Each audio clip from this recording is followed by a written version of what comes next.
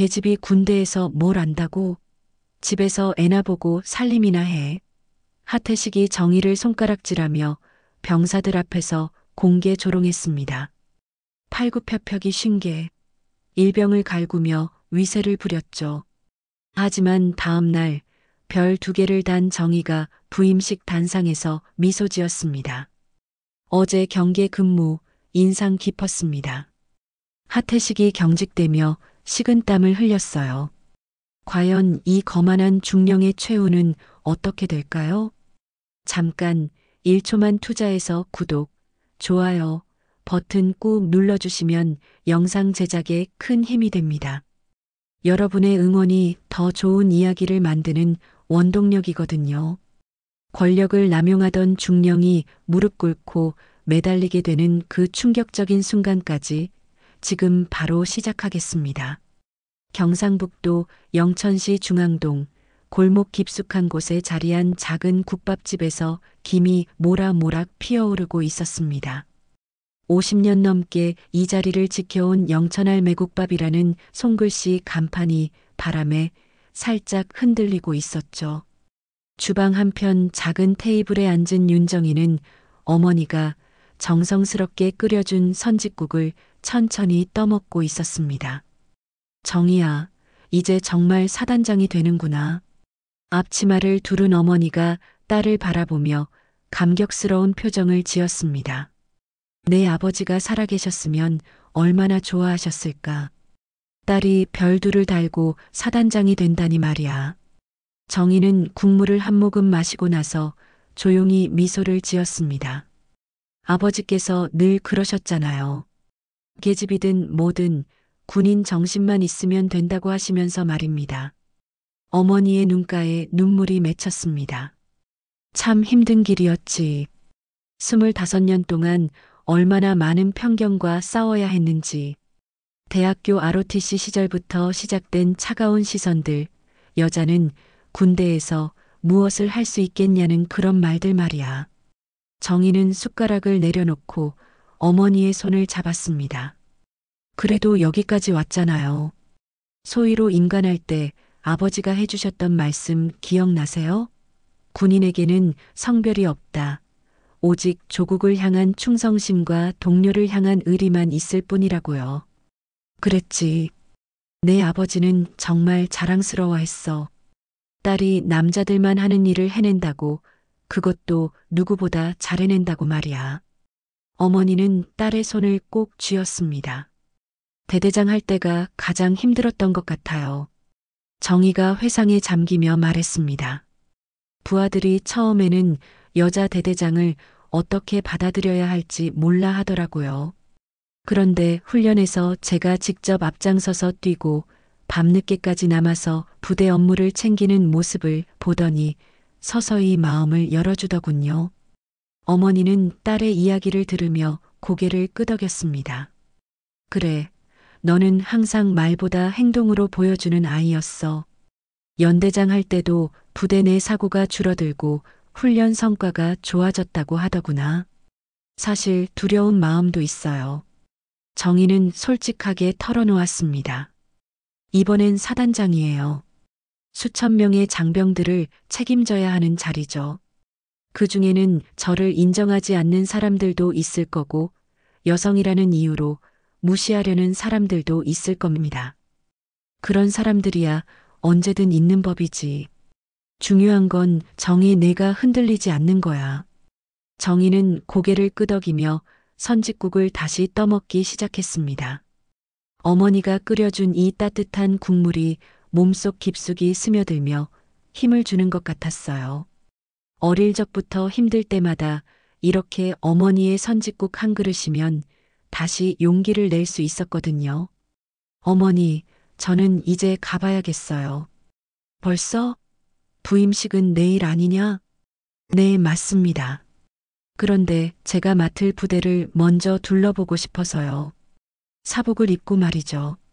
어머니는 딸의 의도를 단번에 알아차렸습니다. 아, 미리 분위기를 파악해 보겠다는 거구나. 그런 셈이에요. 사단장이 오기 전에 부대가 어떤 모습인지, 장병들이 어떤 마음가짐으로 복무하는지 알아보고 싶거든요. 특히 여성 지휘관에 대해서 어떻게 생각하는지도요. 정희는 자리에서 일어나 어머니를 꼭 안아드렸습니다. 어머니의 품에서 나는 익숙한 냄새가 마음을 편안하게 만들어 주었어요. 세탁비누 냄새와 국밥 우린 향이 섞인 어린 시절부터 맡아온 그 냄새 말입니다. 조심해라, 정희야. 아직도 곱지 않은 시선들이 많을 거야. 걱정 마세요, 어머니. 이제는 제가 그런 시선들을 바꿔나갈 차례예요. 정희는 청바지와 흰색 티셔츠로 갈아입고 국밥집을 나섰습니다. 평범한 동네 아줌마처럼 보이는 차림이었지만 걸음걸이만큼은 25년간 군 생활을 해온 직업군인 특유의 당당함이 묻어났어요.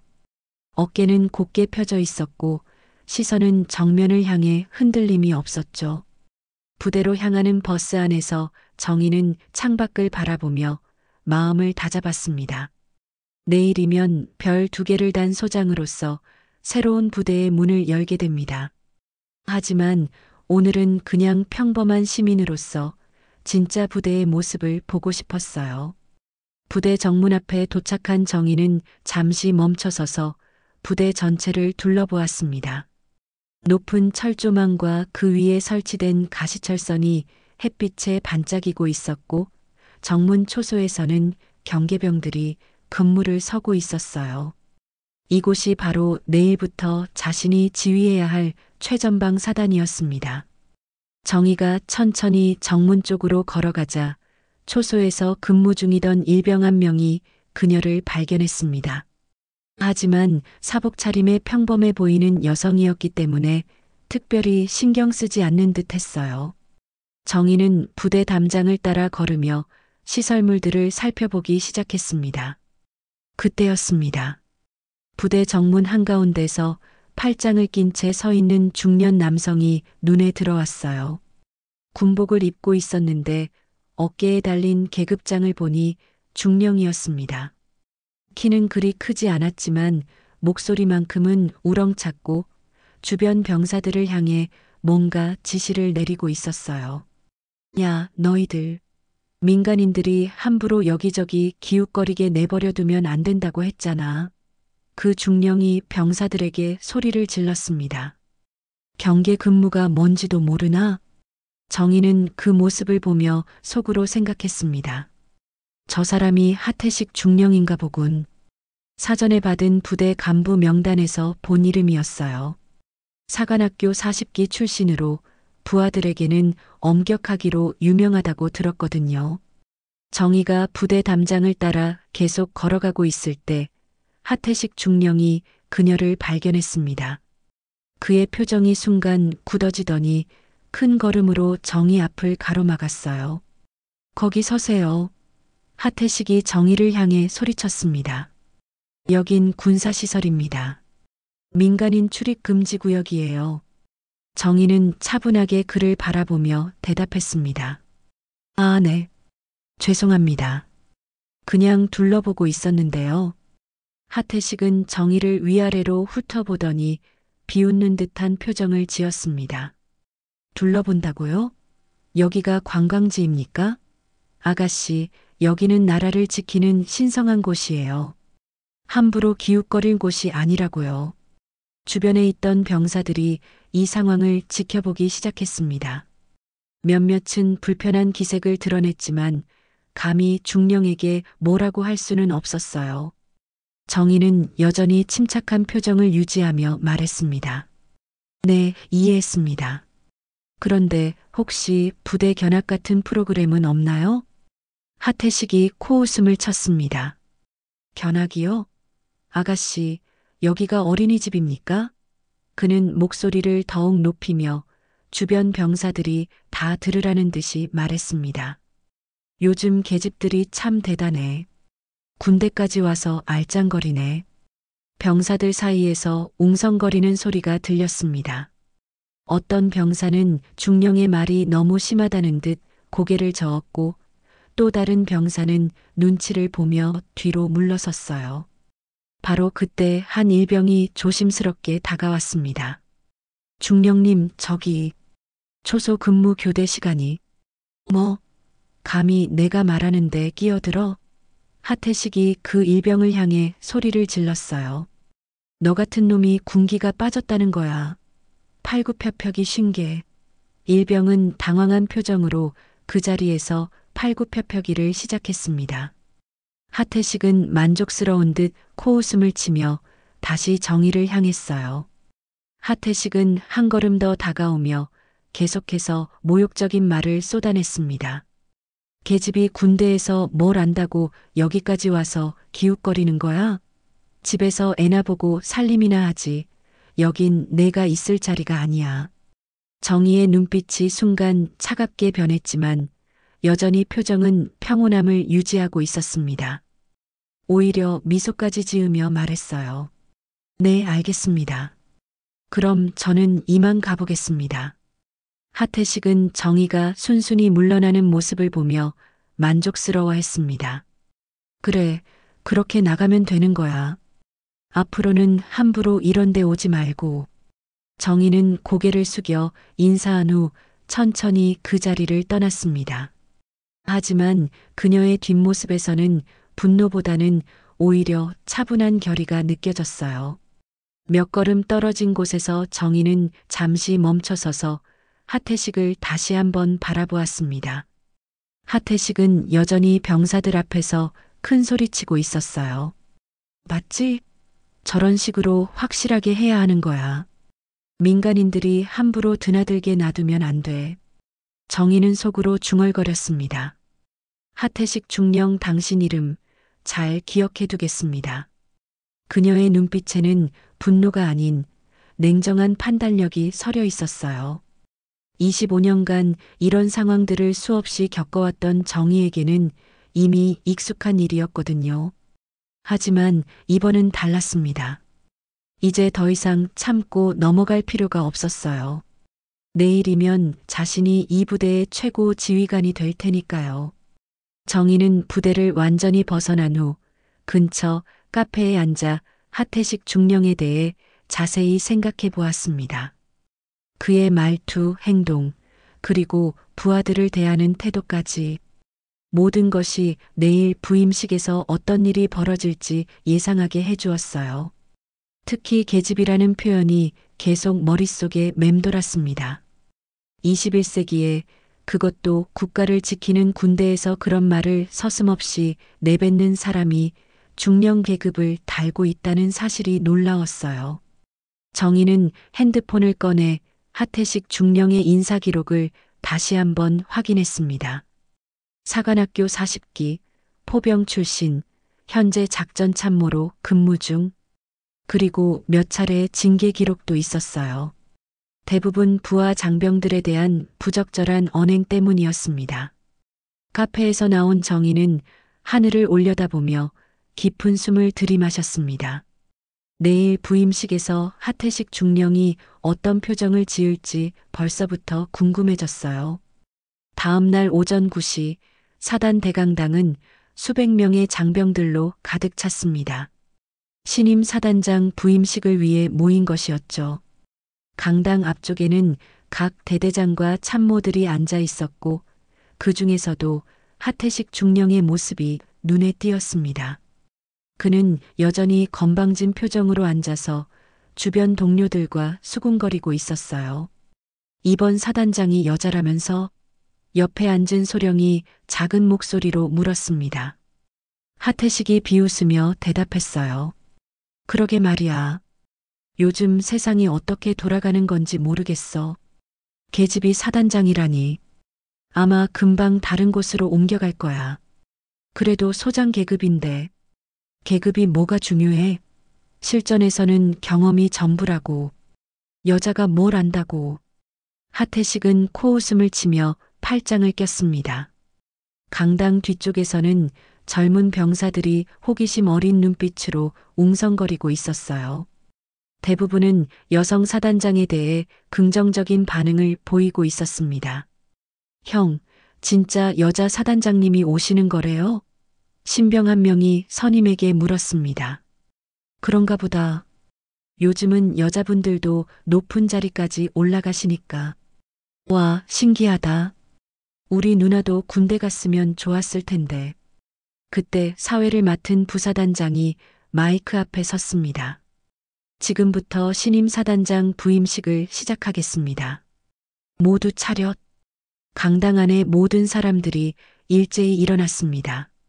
긴장감이 흘렀고 모든 시선이 무대 옆 출입문을 향했어요.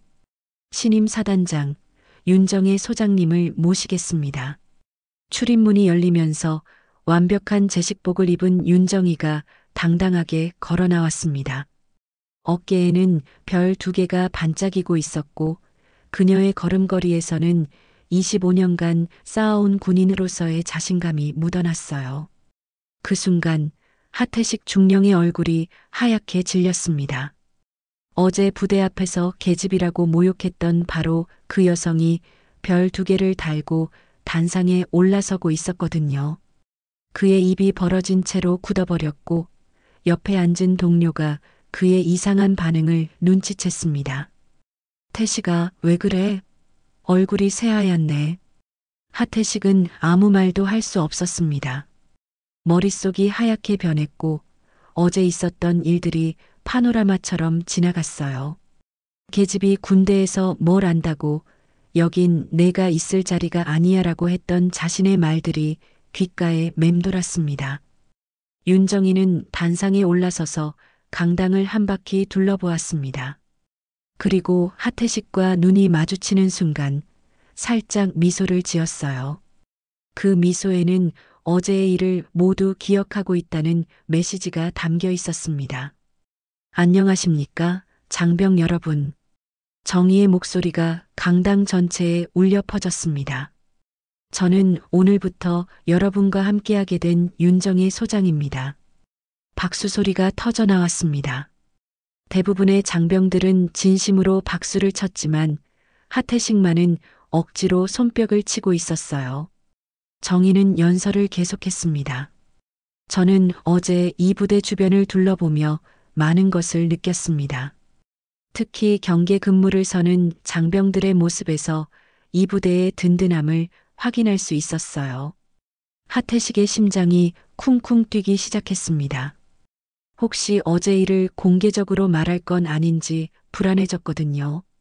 그 중에서도 한 간부의 모습이 특히 인상 깊었습니다. 정의가 하태식을 바라보며 말했습니다.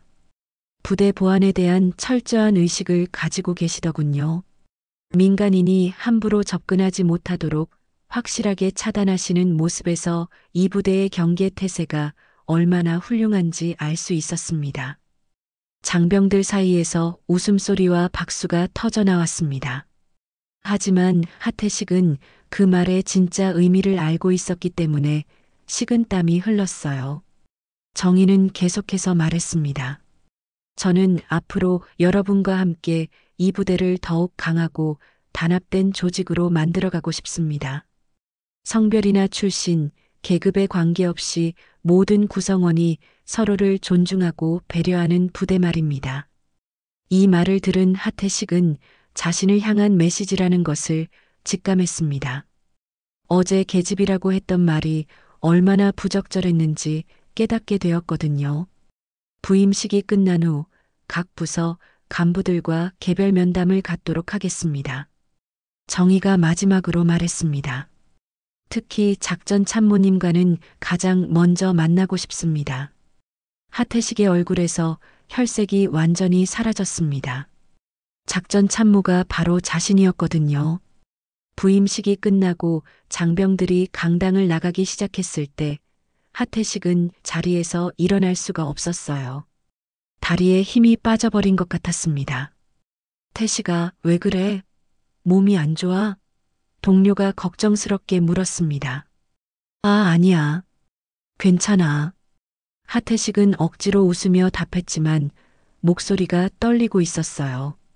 정의는 단상에서 내려오면서 하태식과 다시 한번 눈을 마주쳤습니다. 그리고 다가와서 정중하게 말했어요. 하태식 중령님, 어제 경계 근무 정말 인상 깊었습니다. 1시간 후에 사단장실로 오십시오. 앞으로의 작전 계획에 대해 상의할 것이 있습니다. 하태식은 경례를 붙이며 답했습니다. 네, 알겠습니다, 사단장님. 하지만 그의 목소리는 어제와는 완전히 달랐어요. 거만함 대신 떨림이, 자신감 대신 불안함이 가득했습니다. 부임식이 끝난 지 일주일이 흘렀습니다. 윤정이는 매일 아침 일찍 부대를 돌아다니며 장병들의 생활을 직접 점검했어요. 식당에서 아침을 먹는 병사들과 대화를 나누고 훈련장에서 땀 흘리는 모습을 지켜보며 무엇보다 부대 내 분위기를 세심하게 살폈습니다. 그런 정의의 눈에 하태식 중령의 행동이 계속 거슬렸어요. 겉으로는 예의를 지키는 척했지만 여전히 곳곳에서 불편함을 드러내고 있었거든요. 특히 여군들이 지나갈 때마다 코웃음을 치거나 회의 중에도 정의의 의견에 대해 미묘하게 반박하는 모습을 보였습니다. 이날 오후 정의의 조카이자 포병대대 대위인 윤서진이 사단장실을 찾았습니다. 서진은 정의보다 20살 어린 20대 후반의 젊은 장교였는데 포병학교를 수석으로 졸업한 실력자였어요. 이모, 보고 드릴 것이 있습니다. 서진이 긴장한 표정으로 말했습니다. 무슨 일이야, 서진아? 서진은 주변을 둘러본 후 목소리를 낮춰 말했어요. 하태식 중령이 지난 금요일 간부 회식 자리에서 문제가 된 발언을 했습니다. 정의의 표정이 진지해졌습니다. 어떤 발언? 여군들이 군대에 오면 부대 기강이 해이해진다고 했습니다. 그리고 서진이 잠깐 망설이더니 계속 말했어요. 계집들이 높은 자리에 올라가면 부대가 망한다고도 했습니다. 정의는 주먹을 꽉 쥐었습니다. 하지만 감정을 드러내지 않고 차분히 물었어요. 증인이 있나? 네, 회식에 참석했던 소령 2명이 들었고 1명은 핸드폰으로 녹음까지 해뒀습니다. 서진이 조심스럽게 녹음 파일이 든 USB를 건넸어요. 정의는 USB를 받아들고 컴퓨터에 연결했습니다. 곧이어 하태식의 목소리가 들려왔어요. 요즘 군대가 어떻게 돌아가는지 모르겠어. 계집들이 높은 자리까지 올라오고 심지어 사단장까지 한다니. 이런 식으로 가면 우리 군대 미래가 어떻게 될지 뻔하지. 다른 간부의 목소리도 들렸습니다. 그래도 실력이 있으니까 올라온 거 아니겠습니까? 하태식이 크게 웃으며 답했어요. 실력? 여자가 무슨 실력이 있어? 정치적으로 밀어준 거지, 뭐. 전쟁 나면 제일 먼저 도망갈 게 뻔한데. 정의는 녹음을 멈추고 깊은 한숨을 쉬었습니다.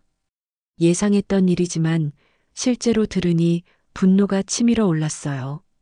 서진아, 이 녹음을 한 사람이 누구지? 김민수 소령입니다. 포병연대 작전과장이고요. 하태식 중령의 발언이 너무 심해서 증거를 남겨둬야겠다고 생각했다고 합니다. 정의는 고개를 끄덕였습니다. 김소령에게 전해줘. 앞으로도 이런 일이 있으면 반드시 보고하라고. 바로 그때 사단장실 문이 두드려졌습니다. 사단장님, 하태식 중령이 면담 요청을 했습니다. 정의는 서진을 바라보며 말했어요. 서진아, 너는 먼저 가 있어. 우리 얘기는 나중에 계속하자. 서진이 나간 후 하태식 중령이 들어왔습니다. 그는 여전히 건방진 표정을 지으며 경례를 붙였어요. 사단장님, 하태식 중령 보고합니다. 앉으세요, 중령님. 정의가 차분하게 말했습니다. 하태식이 앉자 정의는 직접적으로 물어봤어요. 중령님, 부대 내에서 여군들에 대한 생각이 어떠신지요? 하태식은 잠깐 당황했지만 곧 답했습니다. 글쎄요, 뭐 여군들도 나름대로 역할이 있다고 생각합니다. 나름대로요? 정의의 목소리에 날카로움이 섞였어요. 아, 그게 아니라 하태식이 말을 더듬었습니다. 여군들도 중요한 역할을 한다는 뜻입니다. 정희는 하태식을 똑바로 바라보며 말했어요. 중령님, 저는 사단장으로서 모든 장병들이 성별에 관계없이 동등하게 대우받기를 원합니다. 혹시 이 부분에서 다른 생각을 가지고 계신다면 솔직히 말씀해 주세요. 하태식은 순간 움찔했습니다. 마치 자신의 속마음을 들키기라도 한 듯한 표정이었어요. 하지만 곧 가면을 쓰며 답했습니다. 당연히 동의합니다, 사단장님. 저도 그렇게 생각하고 있습니다. 정희는 하태식의 거짓말을 알고 있었지만 아직은 확실한 증거를 내놓을 때가 아니라고 판단했어요. 대신 경고의 메시지를 보냈습니다. 그렇다면 다행입니다. 앞으로도 모든 장병들에게 동일한 기준을 적용해 주시기 바랍니다. 특히 회식이나 사적인 자리에서도 말입니다. 하태식의 얼굴이 살짝 굳었습니다. 마치 자신의 회식 발언을 알고 있다는 것을 눈치챈 듯 했어요. 물론입니다, 사단장님. 면담이 끝나고 하태식이 나간 후 정희는 창밖을 바라보며 생각에 잠겼습니다. 하태식은 분명 변하지 않을 것이었어요. 오히려 더 교묘한 방법으로 자신을 공격해올 가능성이 높았습니다. 정희는 아버지의 사진을 바라보며 다짐했어요. 아버지, 이번에는 제가 확실하게 정리하겠습니다. 더 이상 이런 일들이 반복되지 않도록 말입니다. 그날 밤 정희는 부대 내 인권 실태에 대한 전면적인 조사를 시작하기로 결심했습니다. 하태식 같은 인물이 얼마나 더 있는지, 그리고 그들 때문에 고통받는 장병들이 얼마나 되는지 파악해야 했거든요.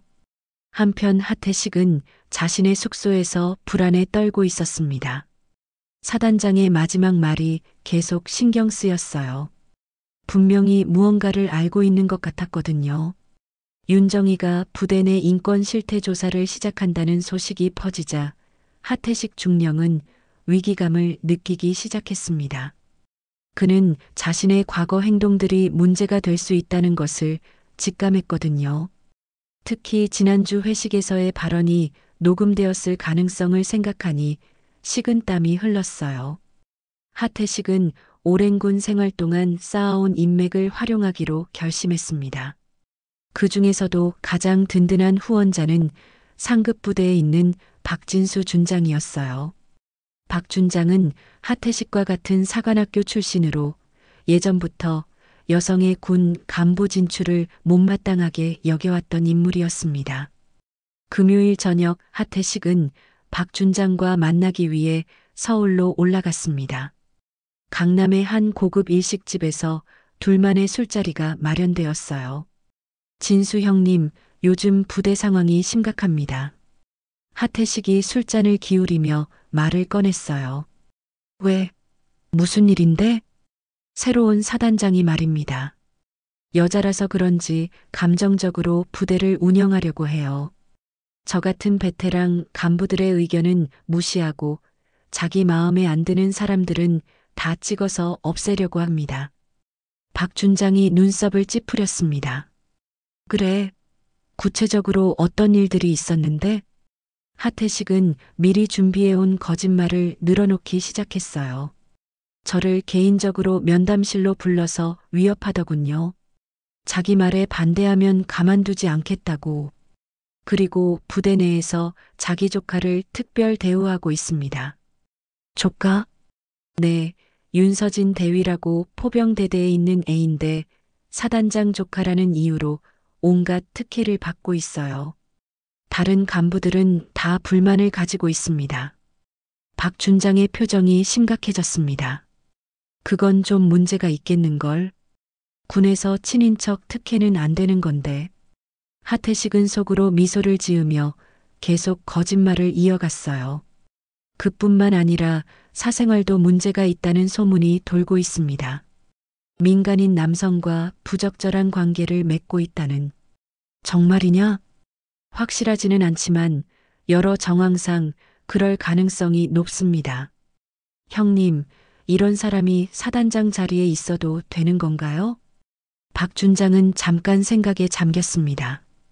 그는 원래부터 여성 간부들의 고위직 진출을 달가워하지 않았거든요. 특히 윤정희 같은 경우는 언론의 주목까지 받고 있어서 더욱 거슬렸어요. 알겠다. 내가 알아보겠다. 박 준장이 말했습니다. 그 주말 박 준장은 군 수사기관에 있는 후배에게 연락을 취했습니다. 그리고 윤정희의 사생활에 대한 익명 제보가 들어왔다고 했어요. 물론 그 제보의 실체는 하태식이 지어낸 거짓말이었지만 공식적인 조사 절차가 시작되었습니다. 월요일 아침 정희는 상급 부대로부터 급한 호출을 받았습니다. 군 수사기관에서 면담을 요청한다는 내용이었어요. 정희는 무슨 일인지 짐작이 안 갔지만 일단 상급 부대로 향했습니다. 수사관과의 면담에서 정희는 깜짝 놀랐어요. 자신의 사생활에 대한 근거 없는 의혹들이 제기되고 있었거든요. 소장님, 최근에 민간인 남성과 부적절한 만남을 가졌다는 제보가 있었습니다. 무슨 말씀이신지 이해가 안 갑니다. 저는 그런 일이 전혀 없었습니다. 그리고 부대 내에서 친인척을 특별 대우하고 있다는 신고도 들어왔고요. 정희는 이 모든 것이 누군가의 조작된 음모라는 것을 직감했어요. 특히 하태식 중령의 얼굴이 떠올랐습니다. 면담이 끝나고 부대로 돌아온 정희에게 또 다른 충격적인 소식이 기다리고 있었습니다. 윤서진 대위에게 갑작스런 전출 명령이 내려진 것이었어요. 이모, 제가 왜 갑자기 전출되는지 이해가 안 가요. 서진이 당황한 표정으로 말했습니다. 언제 통보받았어? 오늘 오후에요. 다음 주까지 강원도 최전방 부대로 가라고 합니다. 정희는 모든 것이 연결되어 있다는 것을 깨달았어요. 자신을 조사하게 만든 것도 서진을 전출시키는 것도 모두 하태식의 작품일 가능성이 높았습니다. 그날 저녁 정희는 혼자 사단장실에 남아 깊은 생각에 잠겼습니다. 책상 서랍에서 아버지의 낡은 군번줄을 꺼내 손에 쥐었어요.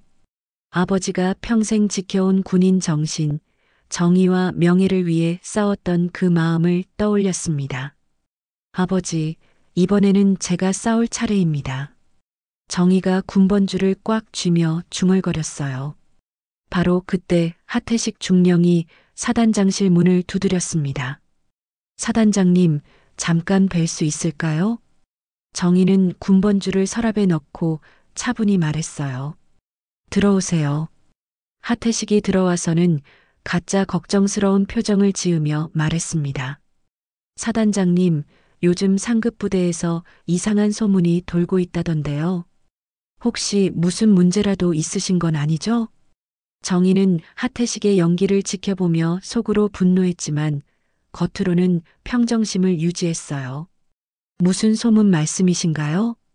글쎄요, 자세한 건 저도 잘 모르겠습니다만 하태식이 교묘하게 말을 흐렸어요. 아무튼 사단장님께서 불편하시겠다 싶어서요.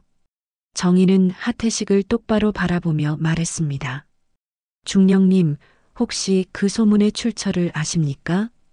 하태식은 순간 당황했지만 곧 태연한 척했어요. 아니요, 저는 전혀 모릅니다. 그냥 다른 간부들 사이에서 들은 이야기일 뿐이에요. 정희는 하태식의 거짓말을 확신했습니다. 그리고 이제는 반격할 때라는 것을 깨달았어요. 더 이상 당하고만 있을 수는 없었습니다. 그렇군요. 고맙습니다, 중령님. 앞으로도 부대를 위해 열심히 해주시기 바랍니다. 하태식이 나간 후 정희는 결심을 굳혔습니다. 이제는 정면 승부를 해야 할 때였어요. 하태식이 사단장실을 나간 직후 정희는 즉시 행동에 나섰습니다. 그동안 참고 견뎌왔지만 이제는 정면으로 맞서 싸울 때라고 판단했거든요. 정희는 신뢰할 수 있는 몇몇 간부들에게 은밀히 연락을 취하기 시작했어요. 가장 먼저 연락한 사람은 박무영 군수참모였습니다. 박 참모는 정희와 같은 ROTC 출신으로 오랫동안 함께 근무하며 서로를 신뢰해온 동료였어요. 정희는 그에게 하태식에 대한 철저한 뒷조사를 부탁했습니다. 무영아, 하태식 중령의 모든 것을 파헤쳐봐. 특히 부대 예산 관련된 일들 말이야. 박무영은 정희의 진지한 표정을 보고 무슨 일인지 직감했어요.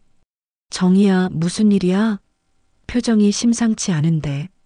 나중에 자세히 얘기해 줄게. 일단 조용히 조사부터 해줘. 혹시 군수물자, 납품이나 계약 관련해서 이상한 점이 있는지 확인해봐. 박무영은 고개를 끄덕이며 말했어요. 알겠어. 내가 아는 범위에서 최대한 조사해 볼게. 그날 밤부터 박무영은 지난 2년간의 모든 군수 관련 서류들을 뒤지기 시작했습니다. 하태식이 작전 참모로 있으면서 관련된 모든 계약서와 납품 기록들을 샅샅이 살펴봤어요. 며칠 후 박무영은 놀라운 사실을 발견했습니다. 하태식이 특정 납품업체와 부적절한 관계를 맺고 있다는 증거를 찾아낸 것이었어요. 정희야, 큰 문제가 있어. 박무영이 급히 사단장실을 찾아왔습니다. 하태식이 군수물자, 납품 관련해서 비리를 저질렀어. 정희의 눈빛이 날카로워졌습니다. 구체적으로 어떤? 지난해 부대 급식 납품업체를 선정할 때 특정 업체에 유리하도록 계약 조건을 조작했어. 그리고 그 대가로 개인적인 이익을 취했다는 증거도 있고, 바로 그때 사단장실 문이 조심스럽게 두드려졌습니다. 사단장님, 이병 김철수 보고합니다. 정희는 그 병사를 기억했어요. 전해에 하태식이 자신을 모욕할 때 멀찍이 서서 지켜보던 무표정한 병사였거든요. 들어와, 김이병. 김철수가 들어오며 조심스럽게 봉투를 내밀었어요. 사단장님, 이것을 드리고 싶어서 왔습니다. 봉투 안에는 하태식이 납품업체 관계자와 돈봉투를 주고받는 사진들이 들어 있었어요. 이병, 이걸 언제 찍은 거야? 3개월 전부터 의심스러워서 몰래 찍어뒀습니다. 사실 제가 예전에 사단장님 부대에서 근무했었거든요. 그때 사단장님께서 저희를 얼마나 아껴주셨는지 잊을 수 없어서.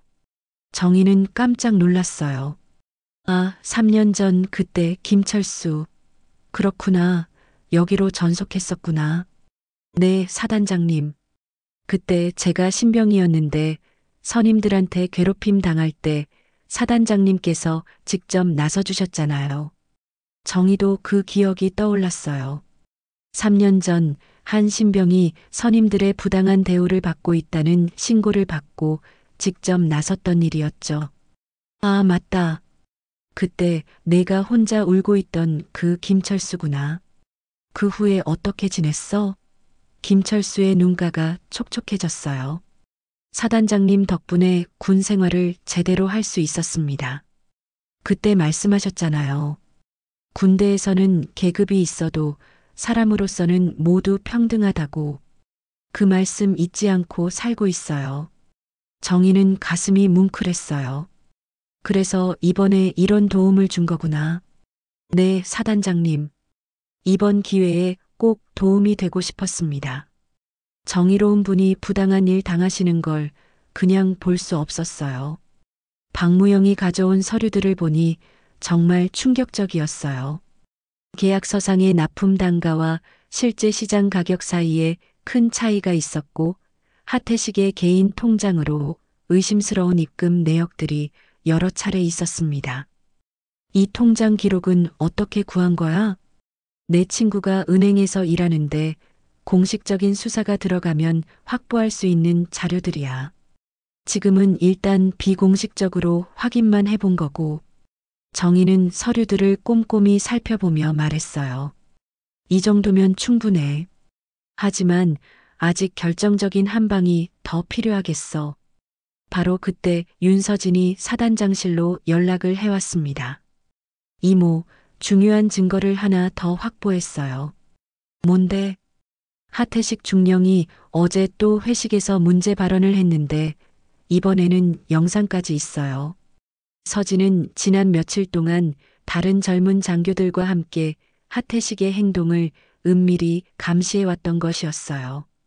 그리고 마침내 결정적인 증거를 잡았습니다. 어떤 내용이야? 여성 지휘관들에 대한 모독적인 발언들이에요. 특히 이모에 대해서도 아주 심한 말들을 했어요. 서진이 보내온 영상을 확인한 정희는 분노로 주먹을 꽉 쥐었습니다.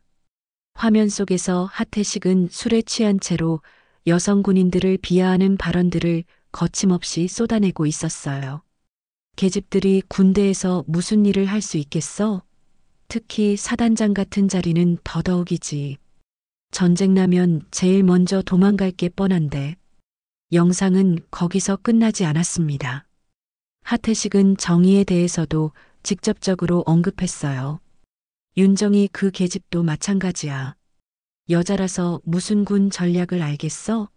그냥 정치적으로 밀어준 거지. 실력이 있어서 올라온 게 아니라고. 정희는 영상을 끝까지 본 후 깊은 숨을 내쉬었습니다. 이제 모든 준비가 끝났어요. 서진아, 이 영상을 부대 내부망에 익명으로 올려줘. 모든 장병들이 볼 수 있도록. 네, 알겠습니다. 그리고 무영아, 너는 군수비리 자료들을 정리해서 감사실에 제출할 준비를 해줘. 박무영이 고개를 끄덕였습니다. 언제까지? 내일까지. 이제 한 번에 정리할 거야. 그날 저녁 정희는 홀로 사단장실에 남아 전체적인 계획을 세웠습니다. 하태식의 비리 증거와 차별 발언 영상, 그리고 지금까지 수집한 모든 자료들을 종합해서 한 번에 공개하기로 결심했어요. 정희는 아버지의 사진을 바라보며 말했습니다. 아버지, 내일이면 모든 게 끝날 것 같아요. 군인의 명예와 정의를 지키는 일 제가 해내겠습니다. 한편 하태식은 자신의 숙소에서 불안해하고 있었어요. 최근 며칠 동안 주변에서 자신을 주의 깊게 지켜보는 시선들을 느꼈거든요. 특히 젊은 장교들의 시선이 예전과 달랐습니다. 뭔가 이상한데 하태식이 혼자 중얼거렸어요. 혹시 내가 한 말들이 문제가 된 건 아닐까? 하지만 그는 자신이 상급 부대에 든든한 후원자가 있다는 사실에 안주하며 별다른 대비를 하지 않았어요. 오히려 윤정이가 곧 다른 곳으로 전출될 것이라고 확신하고 있었습니다. 다음 날 아침 부대 내부망에 하태식의 차별 발언 영상이 업로드되었습니다. 순식간에 모든 장병들 사이에서 화제가 되었고 분노의 목소리들이 터져 나오기 시작했어요. 동시에 정희는 상급 부대 감사실에 하태식의 군수비리 관련 자료들을 정식으로 제출했습니다. 더 이상 뒤로 물러설 곳은 없었어요. 정희는 결심했습니다. 내일 전 부대 앞에서 판을 뒤집자. 다음 날 아침 8시 부대 연병장에 전 장병 집합 명령이 떨어졌습니다. 긴급 집합이라는 방송이 울려 퍼지자 수천 명의 장병들이 연병장으로 모여들기 시작했어요. 모든 간부들도 예외 없이 참석하라는 지시가 내려졌습니다. 하태식 중령은 불안한 마음으로 연병장에 나왔습니다. 어젯밤부터 부대 내부망에 올라온 영상 때문에 잠을 제대로 이루지 못했거든요. 장병들이 자신을 바라보는 시선이 예전과 완전히 달라진 것을 느낄 수 있었어요. 중령님, 괜찮으세요? 얼굴이 많이 안 좋아 보이는데요. 옆에 선 소령이 걱정스럽게 물었습니다. 아, 아니야. 그냥 어젯밤에 잠을 못 잤을 뿐이야. 하태식은 떨리는 목소리로 대답했어요. 연병장 앞쪽에는 대형 스크린이 설치되어 있었고 단상에는 마이크가 준비되어 있었습니다. 장병들은 서로 수군거리며 무슨 일인지 궁금해했어요. 형, 왜 갑자기 전체 집합을 시키는 거예요? 모르겠다. 뭔가 큰 발표가 있나 보네. 어제 올라온 그 영상이랑 관련 있는 거 아닐까? 하태식은 병사들의 대화를 들으며 식은땀을 흘렸습니다.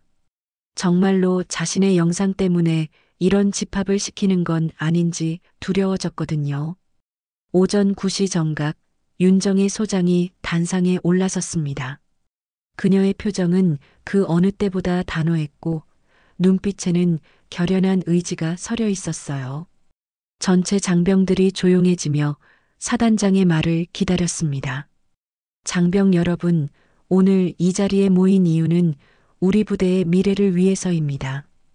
정의의 목소리가 연병장 전체에 울려 퍼졌어요. 군대는 나라를 지키는 신성한 조직입니다. 그리고 그 강함은 무기나 장비에서 나오는 것이 아닙니다. 장병들이 숨죽이며 들었습니다. 사단장의 평소와 다른 진지한 톤이 무언가 중대한 발표가 있을 것임을 예감하게 했어요. 군의 진정한 강함은 정의에서 나옵니다. 서로를 존중하고 동료를 믿으며 올바른 가치를 추구할 때 우리는 진정 강해질 수 있습니다. 정의는 잠시 말을 멈추고 연병장을 둘러보았습니다. 그리고 하태식과 눈이 마주치는 순간 냉정하게 말을 이어갔어요. 하지만 우리 부대에는 이런 정의를 짓밟고 동료를 차별하며 군인의 명예를 더럽히는 사람이 있었습니다. 하태식의 얼굴이 창백해졌습니다. 주변 간부들도 무슨 일인지 궁금해하며 서로를 바라봤어요. 지금부터 여러분께 보여드릴 것은 우리 부대의 한 간부가 동료들을 어떻게 모독했는지에 대한 증거입니다. 바로 그때 하태식이 갑자기 일어서며 소리쳤습니다. 잠깐, 이건 조작입니다. 연병장이 순간 조용해졌어요. 모든 사람들이 숨을 죽이며 상황을 지켜봤습니다. 정의도 잠깐 미간을 찌푸리며 하태식을 바라봤어요. 1초, 2초, 고요한 정적이 흘렀습니다. 하태식은 이 침묵을 기회로 여기며 미리 준비해온 서류를 흔들었어요. 사단장님이야말로 부대 예산을 빼돌렸습니다. 여기 증거가 있어요. 그가 내민 서류에는 정의의 이름이 적힌 가짜 계약서가 들어 있었어요.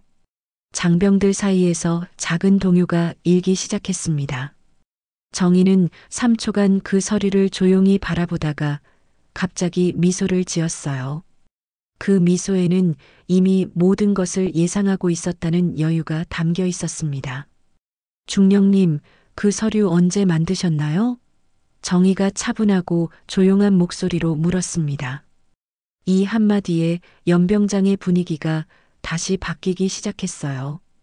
사단장님이야말로 부대 예산을 빼돌렸습니다. 여기 증거가 있어요. 그가 내민 서류에는 정의의 이름이 적힌 가짜 계약서가 들어 있었어요. 장병들 사이에서 동요가 일기 시작했습니다.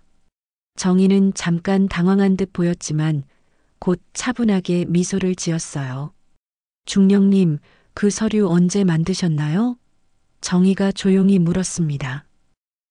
무슨 소리입니까? 이건 진짜 증거라고요. 정의는 고개를 끄덕이며 말했습니다. 그렇다면 지금부터 보여드릴 영상과 함께 비교해 보시죠. 진짜와 가짜가 무엇인지 모든 분들이 직접 판단하시기 바랍니다. 정의의 신호에 따라 대형 스크린이 켜졌습니다. 그리고 하태식이 회식 자리에서 여성 군인들을 비하하며 한 발언들이 생생하게 재생되기 시작했어요. 계집들이 군대에서 무슨 일을 할 수 있겠어? 특히 사단장 같은 자리는 더더욱이지. 하태식의 목소리가 연병장 전체에 울려 퍼지자 장병들 사이에서 경악의 소리가 터져 나왔습니다. 특히 여군들의 얼굴에는 분노와 상처가 역력했어요. 영상이 계속 재생되면서 하태식이 정의에 대해 직접적으로 모독한 부분도 나왔습니다. 윤정이 그 계집도 마찬가지야. 여자라서 무슨 군 전략을 알겠어? 그냥 정치적으로 밀어준 거지. 이 부분에서 장병들의 분노가 폭발했습니다. 연병장 곳곳에서 탄식 소리와 분노의 목소리가 터져 나왔어요. 저런 인간이 우리 상관이었다고? 한 병사가 주먹을 쥐며 중얼거렸습니다. 앞쪽에 서 있던 여군 중사가 눈물을 글썽이며 옆 동료에게 말했어요. 이제야, 이제야 말할 수 있게 됐구나. 중사님도 그런 일 당하셨어요? 옆에 선 여군 상병이 놀란 표정으로 물었습니다. 응, 우리 모두 참고 살아왔던 거야. 여군 중사가 안도의 한숨을 내쉬었어요. 남군 병사들도 분개했습니다. 저런 말을 우리 누나들한테 했다는 거야? 완전 쓰레기네. 군인 자격도 없어. 하태식을 향한 따가운 시선들이 연병장 전체를 가득 채웠어요. 하태식은 더 이상 서 있을 힘도 없었습니다. 다리가 후들거렸고 얼굴은 완전히 하얗게 질려버렸어요. 주변 간부들도 그에게서 한 걸음씩 물러서기 시작했습니다. 영상이 끝나자 정희는 마이크를 다시 잡았습니다. 이것만이 아닙니다. 해당 간부는 군수물자 납품 과정에서도 비리를 저질렀습니다. 이번에는 하태식의 비리 관련 서류들이 스크린에 나타났어요. 계약서 조작, 부당 이익 취득, 개인 통장으로의 의심스러운 입금 내역들이 낱낱이 공개되었습니다. 이 모든 증거들은 이미 상급부대 감사실과 군 수사기관에 제출되었습니다. 정의의 목소리에는 확고한 결의가 담겨 있었어요. 장병들 사이에서 박수 소리가 터져 나오기 시작했습니다. 처음에는 몇 명이었지만 점점 더 많은 사람들이 박수를 치기 시작했어요. 정희는 마지막으로 하태식을 똑바로 바라보며 말했습니다. 중령 하태식 즉시 직무에서 해제됩니다. 그리고 모든 혐의에 대해 군사법원에 회부될 것입니다. 그 순간 군사경찰들이 연병장으로 들어왔습니다. 이미 모든 준비가 끝나 있었던 것이었어요. 군사경찰들이 하태식에게 다가가자 그는 갑자기 무릎을 꿇으며 정희 앞으로 기어왔습니다. 사단장님, 한 번만, 딱 한 번만 봐주십시오. 하태식이 눈물과 콧물을 흘리며 정희의 발목을 붙잡았어요. 제가 잘못했습니다. 가족이 있어요. 연병장의 모든 사람들이 그 모습을 경악하며 바라봤습니다. 얼마 전까지 거만하게 굴던 중령이 이렇게 추한 모습을 보이는 것이었어요. 정희는 차갑게 그를 내려다보며 말했습니다. 군인은 명예로 말합니다. 하지만 중령님은 이미 군인이 아닙니다. 하태식의 손을 조용히 뿌리치며 정희는 군사 경찰들에게 고개를 끄덕였어요. 하태식은 마지막까지 저항해 보려 했습니다. 이건 말도 안 됩니다. 저는 아무 잘못이 없어요. 하지만 모든 증거가 명확한 상황에서 그의 변명은 아무런 의미가 없었어요. 군사 경찰들이 그를 에워싸며 연행 준비를 했습니다. 저한테는 상급 부대에 든든한 후원자가 있습니다. 이런 식으로 하면 안 돼요. 하태식이 마지막 발악을 해봤지만 이미 늦었어요. 정희는 차분하게 말했습니다. 중령님의 후원자라는 분도 이미 이 모든 증거들을 받아보셨을 겁니다. 정의 앞에서는 그 누구의 비호도 소용없습니다. 군사경찰에게 끌려가는 하태식의 모습을 보며 장병들은 박수와 환호를 보냈습니다. 그동안 억눌려 있던 분노와 답답함이 한순간에 터져 나오는 것 같았어요. 연병장 뒤쪽에서 한 병사가 조용히 외쳤습니다. 충성. 그 병사의 눈에는 억눌려 있던 분노와 해방감이 섞여 있었어요. 옆에 선 동료가 그 표정을 보고는 주먹을 쥐며 따라했습니다. 충성. 점점 더 많은 병사들이 합류하기 시작했어요. 이들의 얼굴에는 마침내 정의가 승리했다는 안도감이 가득했습니다. 충성, 충성. 앞쪽에 서 있던 여군 중사가 눈물을 글썽이며 목청껏 외쳤어요. 충성. 옆에 여군 상병도 떨리는 목소리로 따라했습니다. 충성. 그동안 참아왔던 모든 서름이 이 한마디에 담겨 있었어요. 이제 젊은 간부들이 주먹을 들어 올리며 합류했습니다. 충성, 충성. 베테랑 간부들도 감격한 표정으로 따라했어요. 마지막에는 연병장 전체가 하나가 되어 하늘을 울리는 함성을 질렀습니다. 충성, 충성, 충성. 정의는 그 모습을 보며 눈시울이 붉어졌어요. 각자 다른 이유로 참아왔던 사람들이 하나의 목소리로 정의를 외치는 순간이었습니다. 연병장은 정의가 승리한 기쁨으로 가득 찼습니다. 정의는 그 모습을 바라보며 조용히 미소를 지었어요. 드디어 해냈습니다. 하태식 중령이 연행된 지 한 달이 흘렀습니다. 부대의 분위기는 완전히 달라져 있었어요. 그동안 억압적이고 권위적이었던 분위기가 사라지고 대신 서로를 존중하고 배려하는 문화가 자리 잡기 시작했습니다. 윤정이는 매일 아침 부대를 순찰하며 이런 변화를 직접 확인할 수 있었어요. 병사들의 표정이 밝아졌고 특히 여군들이 당당하게 자신의 역할을 해나가는 모습이 인상적이었습니다. 이날은 부대 전체 간부 회식이 있는 날이었어요. 예전과는 달리 모든 간부들이 편안한 분위기에서 대화를 나누고 있었습니다. 회식 장소는 부대 근처의 소박한 한식당이었는데 정의는 일부러 격식을 차리지 않은 자리를 선택했거든요. 사단장님, 정말 고생 많으셨습니다. 박무영 군수참모가 잔을 들며 말했어요. 한 달 전 일이 마치 꿈 같아요. 정의는 미소를 지으며 답했습니다. 우리 모두가 함께 해낸 일이죠. 혼자서는 절대 할 수 없었을 거예요. 테이블 한쪽에 앉은 김민수 소령이 감격스러운 표정으로 말했어요. 그때 녹음을 해놓길 정말 잘했다는 생각이 들어요. 처음에는 그냥 증거를 남겨둬야겠다는 생각뿐이었는데 이렇게 큰 변화를 만들어낼 줄은 몰랐습니다. 김소령님의 용기 있는 행동이 모든 것의 시작이었어요. 정의가 고마운 표정으로 말했습니다. 그런 작은 용기들이 모여서 큰 변화를 만들어내는 거죠. 바로 그때 윤서진 대위가 회식 자리에 나타났습니다. 강원도 최전방 부대에서 급히 돌아온 것이었어요. 하태식 사건이 해결된 후 그의 전출 명령도 자동으로 취소되었거든요. 이모, 아니 사단장님. 서진이 환한 미소를 지으며 인사했어요. 정말 대단하세요. 강원도에서도 이 소식이 큰 화제였어요. 서진아, 너도 고생 많았어. 갑자기 전출 명령 받고 얼마나 당황스러웠을까. 정의가 조카를 보며 안쓰러워했어요. 아니에요. 오히려 그 경험을 통해서 많은 것을 배웠어요. 부당한 일에 맞서 싸우는 것이 얼마나 중요한지 깨달았거든요. 회식이 진행되면서 자연스럽게 부대의 변화에 대한 이야기들이 나왔습니다.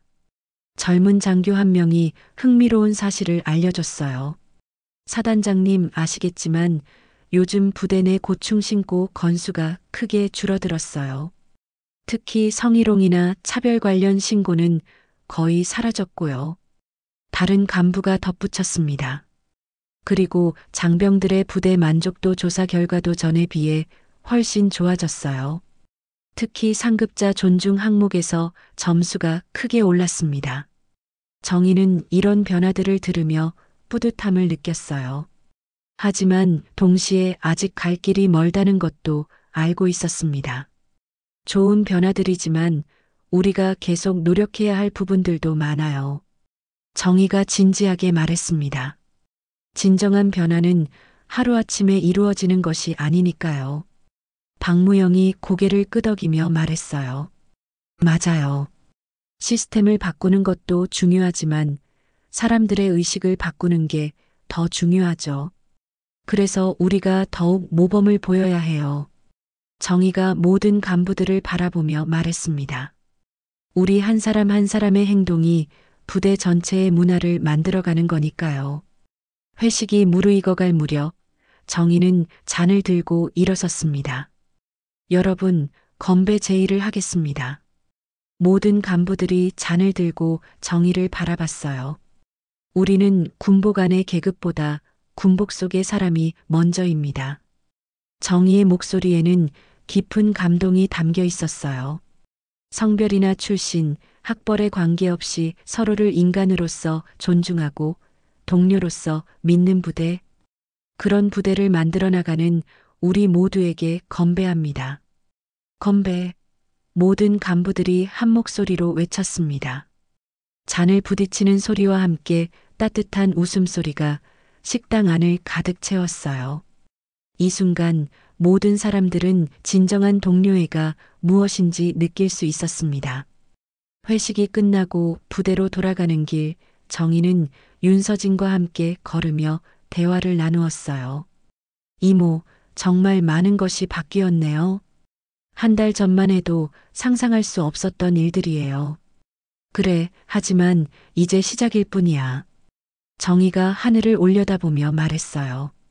진짜 중요한 건 이런 변화를 계속 유지해 나가는 거야. 앞으로도 이런 일들이 생길 수 있을까요? 아마 없지 않을 거야. 하지만 이제는 다들 알잖아. 부당한 일에 맞서 싸우면 이길 수 있다는 것을 말이야. 부대에 도착해서 정희는 사단장실로 향했습니다.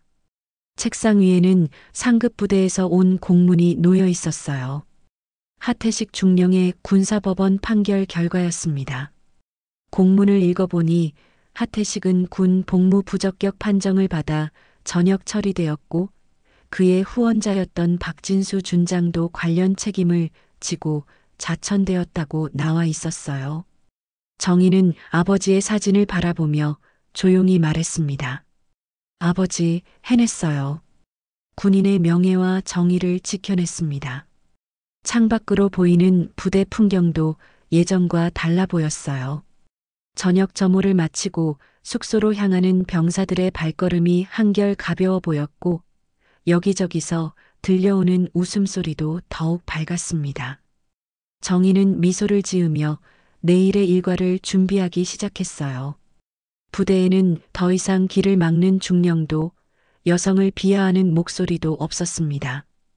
대신 정의와 상호 존중, 그리고 진정한 전우애가 자리를 지키고 있었어요. 이 모든 변화는 한 사람의 용기에서 시작되었지만 모든 구성원들의 의지와 노력으로 완성된 것이었습니다. 그날 밤 뉴스에서는 특별한 소식이 전해졌습니다. 속보 박진수 준장, 군납 비리부와 외압 혐의로 긴급 체포 검찰 고위 간부들의 비리 척결에 총력. 정의는 뉴스를 보며 조용히 고개를 끄덕였어요. 부패의 뿌리까지 완전히 뽑혀나가고 있었습니다. 이제 정말로 새로운 시대가 시작된 것이었어요.